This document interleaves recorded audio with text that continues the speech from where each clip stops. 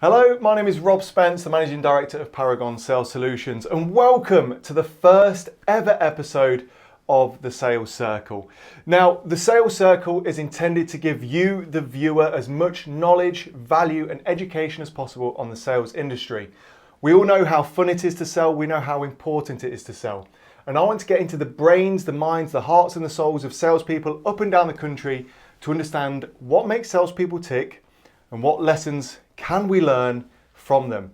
And this week I've got a very special guest, very excited about this week's episode. I have with me Mark Willet from C3 Sales and Consulting. So thank you for joining me today, Mark. Thank you, Rob. Thanks for having me. No, thank you. So myself and Mark have been, it's quite a funny story, we've been communicating for a very long time over social media, LinkedIn, and Mark's actually come down from Manchester for today's interview, for today's episode, so I'm really thrilled. So thank you very much for joining me. Is the journey all okay? Absolutely fine. Very easy. Good. Thanks, Rob. Good, fantastic. Well, look, let's get into it. So, Mark, tell us a bit about yourself. So, you're the Managing Director of C3 Sales and Consulting. Tell me more about that. Yes, it's a business I started 3 years ago. I decided to go alone and help and support businesses throughout the UK with sales and marketing. My background is essentially in engineering, oil and gas, and manufacturing. Fantastic. And from everything I've learned about you, I know you're passionate about sales. Is that right? Absolutely, yeah. I've been doing it on and off for the last 20 years or so, and I thoroughly enjoy helping businesses improve their sales. Fantastic. Is there one thing in particular that you love about sales itself, or? Yeah, I think one thing I really love about sales is every day is different. You can get up in the morning. I typically get up, have a shower, think about what I'm going to do for the day, and by the time I'm sitting by my desk, everything's changed. There's always great challenges. Every business is different, but what I really enjoy about it is seeing a business grow through the effort of not just myself, but the other people I'm supporting in business. That's great to hear, because I think we all know that sales has become quite a dirty word over the years. You know, people recognise salespeople as being sleazy, manipulative, sweaty potentially, but you see sales slightly different. Is that right? Yeah, I certainly do, because my background started off in the drawing office, then I went into project management, then I went to tendering management, then sales management. And on my way up over that 30 years or so in that process, I'd come across a lot of sales guys, and a lot of them I didn't want to be like, to be honest with you, because I've been told over many times by many people that I'm not a typical salesperson. I take that as a real positive, because people don't like being sold to, as the old saying goes.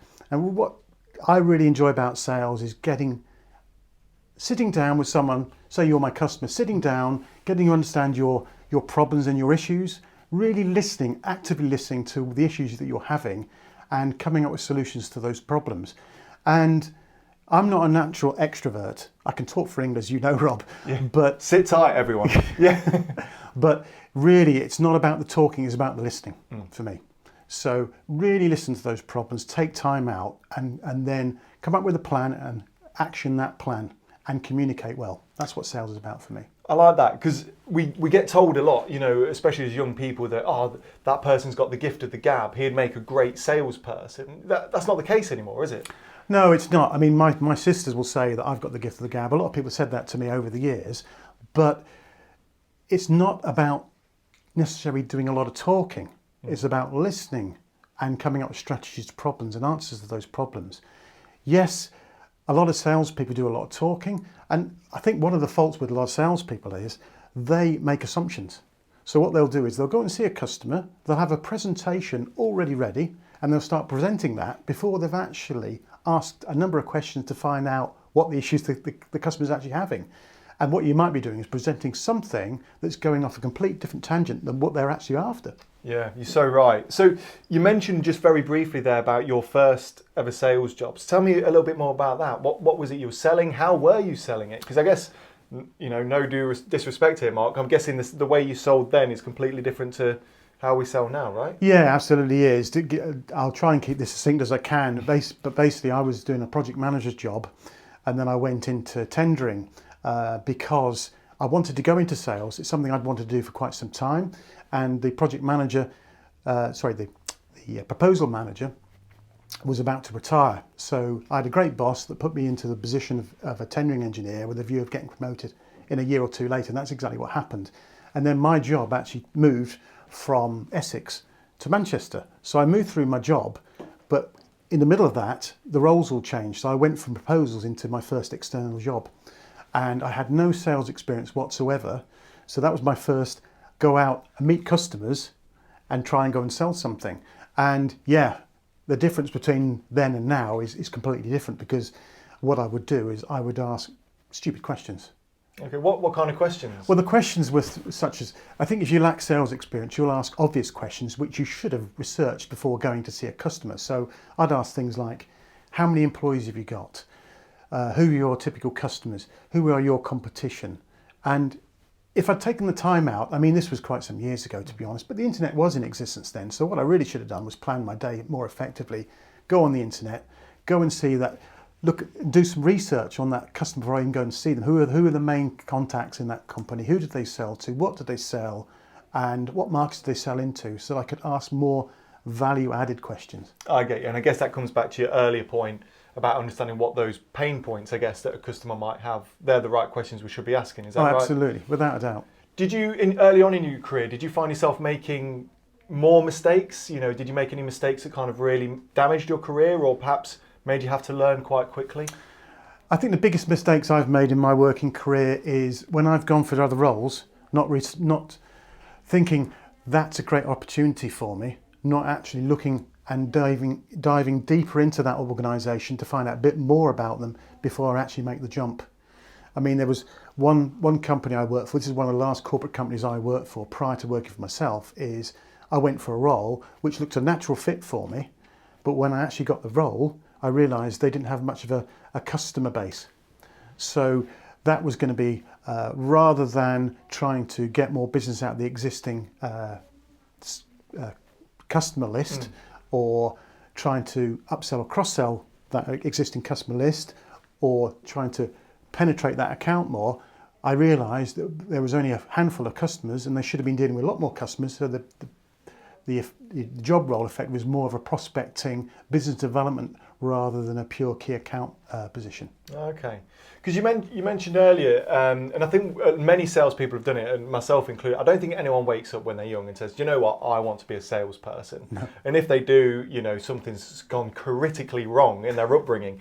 But normally, a salesperson falls into their job, don't they? Normally, you know, they're told they'll be good at sales, so they go for it. Some are attracted by money. I think some people in sales are attracted by money. Definitely. If we were to go back those years ago to your first sort of day in sales, what would you say would be like the number one thing you wish you would have known on that first day? What would be that one thing? Gosh, there's more than one thing I would consider, to be honest with you, but I think focus is really key in sales. You have 24 hours in a day, you've got to use your time effectively. So in a pure sales job, you've got a target to hit. So the most important thing is how are you going to spend your time? So effectively, you could look at a typical value of an order. You could look how many prospects you have. You could divide up your time to say, I've got to do so many calls a day or a month or whatever, and work out where you really need to spend your time. And what's really key is doing your 80-20. You'll get 80% of your business from 20% of your customers. You need to look after those, ring fence those customers and look after them as if your life depended on them.